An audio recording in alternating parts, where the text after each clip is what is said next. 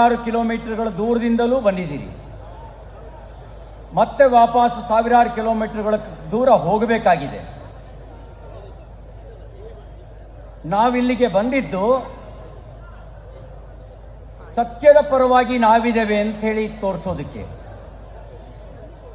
ಧರ್ಮದ ಪರವಾಗಿ ನಾವಿದ್ದೇವೆ ಅಂತ ಹೇಳಿ ನಿಂತ್ಕೊಳ್ಳೋದಕ್ಕೆ,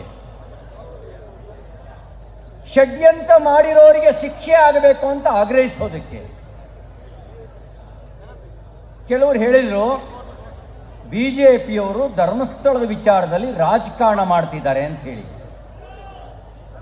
ಅವ್ರಿಗೆ ನಾನು ಹೇಳಕ್ ಬಯಸ್ತೇನೆ, ಭಾರತೀಯ ಜನತಾ ಪಾರ್ಟಿಯ ಪ್ರತಿಯೊಬ್ಬ ಕಾರ್ಯಕರ್ತ, ಪ್ರತಿಯೊಬ್ಬ ನಾಯಕ ರಾಜಕಾರಣಕ್ಕೆ ಬಂದಿರೋದೇನೆ ಹಿಂದುತ್ವದ ರಕ್ಷಣೆಗಾಗಿ, ಧರ್ಮದ ರಕ್ಷಣೆಗಾಗಿ. ಅದಕ್ಕಾಗಿ ಧರ್ಮಸ್ಥಳಕ್ಕೆ ಬಂದಿದ್ದೇವೆ. ಹಿಂದುತ್ವದ ರಕ್ಷಣೆ ಆಗಬೇಕು ಅಂತಾನೆ ಧರ್ಮಸ್ಥಳಕ್ಕೆ ಬಂದಿದ್ದೇವೆ.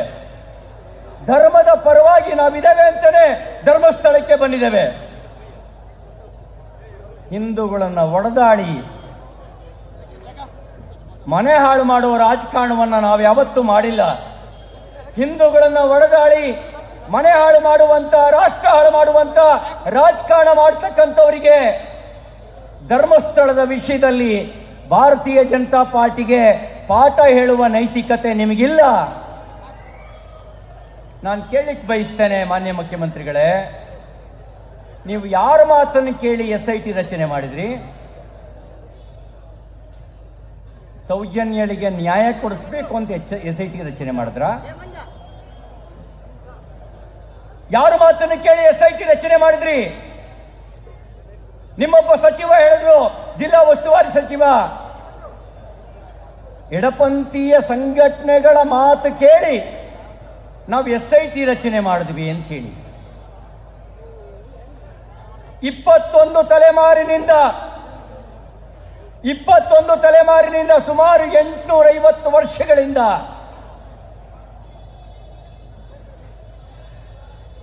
ದೈವ ಭಕ್ತಿಯ ಮೂಲಕ ದೇಶ ಸೇವೆಯನ್ನ ಮಾಡ್ತಾ ಇರ್ತಕ್ಕಂಥ,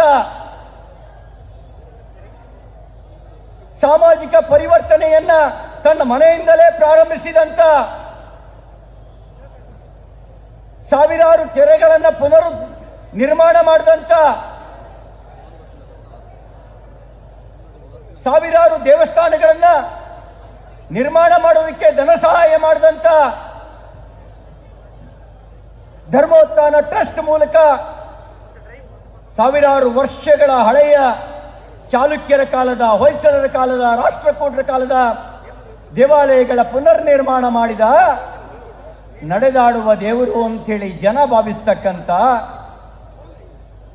ಧರ್ಮಾಧಿಕಾರಿ ವೀರೇಂದ್ರ ಹೆಗಡೆಯವರು ಮತ್ತು ಅವರ ಕುಟುಂಬಕ್ಕೆ ಅಪಪ್ರಚಾರ ಮಾಡ್ತಾ ಬಂದ್ರಲ್ಲ, ಆ ಸಂದರ್ಭದಲ್ಲಿ ಒಂದು ಸರ್ಕಾರವಾಗಿ, ಮುಖ್ಯಮಂತ್ರಿಯಾಗಿ ನೀವೇನು ಮಾಡಿದ್ರಿ ಅಂತ ಕೇಳಲಿಕ್ಕೆ ಬಂದಿದ್ದೇವೆ.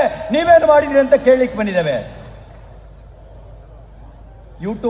ಯೂಟ್ಯೂಬ್ ಮೂಲಕ ಅಪಪ್ರಚಾರ ಮಾಡ್ತಾನೆ. ಮೊಹಮ್ಮದ್ ಸಮೀರ್ ಒದ್ದು ಒಳಗೆ ಹಾಕಬೇಕಾಗಿತ್ತಲ್ಲ. ಧರ್ಮಾಧಿಕಾರಿಗಳ ಮೇಲೆ ಅಪಪ್ರಚಾರ ಮಾಡ್ತೀಯಾ, ಧರ್ಮಸ್ಥಳದ ಮೇಲೆ ಅಪಪ್ರಚಾರ ಮಾಡ್ತೀಯಾ, ಹುಷಾರು ಅಂತ ಹೇಳಬೇಕಾಗಿತ್ತಲ್ಲ. ಯಾಕೆ ಮೌನವಾದ್ರಿ ಮುಖ್ಯಮಂತ್ರಿಗಳೇ? ಯಾಕೆ ಮೌನವಾದ್ರಿ? ನಾವಿವತ್ತು ಬಂದಿರೋದು, ನಿಮ್ಮದೇ ಸರ್ಕಾರದ ಉಪಮುಖ್ಯಮಂತ್ರಿಗಳು ಹೇಳಿದಾರಲ್ಲ, ಧರ್ಮಸ್ಥಳದ ವಿಚಾರದಲ್ಲಿ ಷಡ್ಯಂತ್ರ ಇದೆ ಅಂತ ಹೇಳಿ. ಆ ಷಡ್ಯಂತ್ರ ಬಯಲಿಗೆ ಎಳೆಯೋದಕ್ಕೋಸ್ಕರ ನಾವಿಲ್ಲಿ ಧರ್ಮಸ್ಥಳಕ್ಕೆ ಬಂದಿದ್ದೇವೆ. ಆ ಷಡ್ಯಂತ್ರ ಮಾಡಿರೋರು, ನೀವು JCB ತಗೊಂಡು 22 ಅಡಿ ಗುಂಡಿ ತೆಗೆದಿದ್ದೀರಲ್ಲ, ಆ ಗುಂಡಿಯಲ್ಲಿ ಷಡ್ಯಂತ್ರ ಮಾಡಿರೋರನ್ನ ಹೂತು ಹಾಕಬೇಕು ಅಂತ ಕೇಳಲಿಕ್ಕೆ ಬಂದಿದ್ದೇವೆ. ಷಡ್ಯಂತ್ರ ಮಾಡಿರೋರನ್ನ ಹೂತು ಹಾಕಬೇಕು ಅಂತ ಕೇಳಲಿಕ್ಕೆ ಇಲ್ಲಿಗೆ ಬಂದಿದ್ದೇವೆ. ಸುಮ್ಮನೆ ಬಂದಿಲ್ಲ.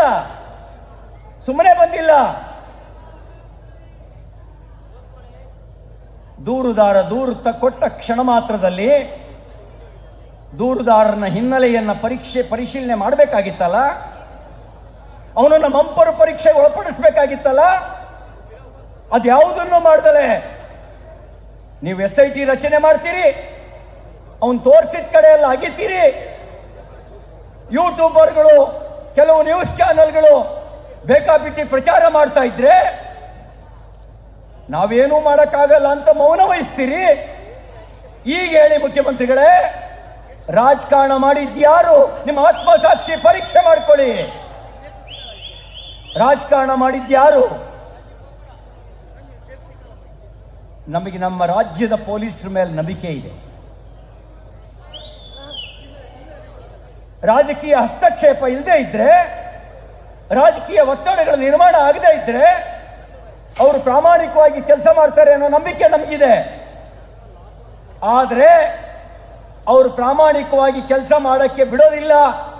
ಕಾಣದ ಕೈಗಳು ಅವರ ಮೇಲೆ ಒತ್ತಡ ಹಾಕಿ ಷಡ್ಯಂತ್ರ ಮಾಡಿರುವವರು ಹೊರಗೆ ಬಾರದಂತೆ ರಕ್ಷಣೆ ಮಾಡ್ತಾರೆ ಅಂತಕ್ಕಂಥ ಭಯನೂ ನಮಗಿದೆ.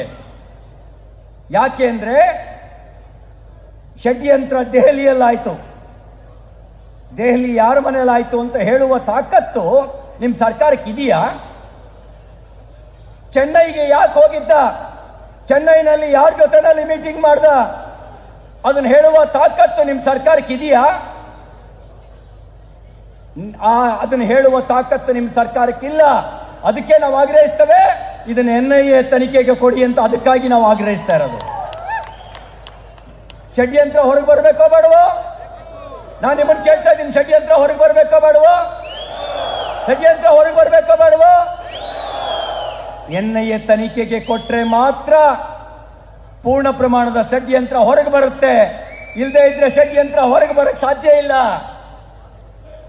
ಅದಕ್ಕಾಗಿ ನಾವು ಇಲ್ಲಿಗೆ ಬಂದಿರೋದು.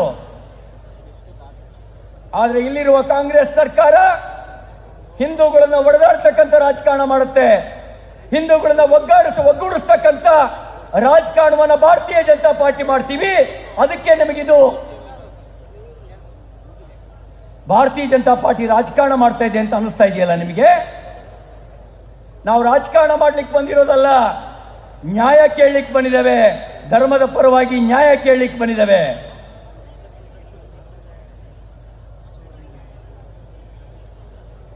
ಇದು ಹಣಕಾಸಿನ ನೆರವು ಯಾರು ಕೊಟ್ಟರು ಅನ್ನೋದು ಬಹಿರಂಗ ಆಗ್ಬೇಕೋ ಬೇಡವೋ?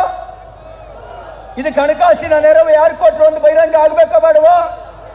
ಇದ್ರ ಹಿಂದ್ಗಡೆ ಮತಾಂತರದ ಮಾಫಿಯಾ ಎಷ್ಟು ಪ್ರಮಾಣದಲ್ಲಿ ಸಕ್ರಿಯವಾಗಿತ್ತು ಅನ್ನೋದು ಬಯಲಿಗೆ ಬರಬೇಕೋ ಬೇಡವೋ? ಮತಾಂತರದ ಮಾಫಿಯಾ ಇದ್ರ ಹಿಂದ್ಗಡೆ ಇತ್ತು ಅನ್ನೋದು ಬಯಲಿಗೆ ಬರಬೇಕಾಗಿದೆ. ಬುರುಡೆ ಹಿಂದಿರ್ತಕ್ಕಂಥ ತಲೆ ಕೆಟ್ಟ ಬುರುಡೆ ಯಾವುದು ಅನ್ನೋದು ಕೂಡ ಹೊರಗೆ ಬರಬೇಕು. ಈ ತಲೆ ಕೆಟ್ಟ ಬುರುಡೆ ಯಾವುದು ಅಂತ ಹೊರಗೆ ತರುವ ತಾಕತ್ತು ಬುರುಡೆ ಸಿದ್ದರಾಮಯ್ಯನವರ ಸರ್ಕಾರಕ್ಕೆ ಇಲ್ಲ. ಅದಕ್ಕಾಗಿಯೇ ನಾವು NIAಗೆ ಕೊಡಿ ಅಂತ ಆಗ್ರಹ ಮಾಡಲಿಕ್ಕೆ ಬಂದಿದ್ದೇವೆ. ಅದಕ್ಕಾಗಿ NIAಗೆ ಕೊಡಿ ಅಂತ ಆಗ್ರಹ ಮಾಡಲಿಕ್ಕೆ ಬಂದಿದ್ದೇವೆ.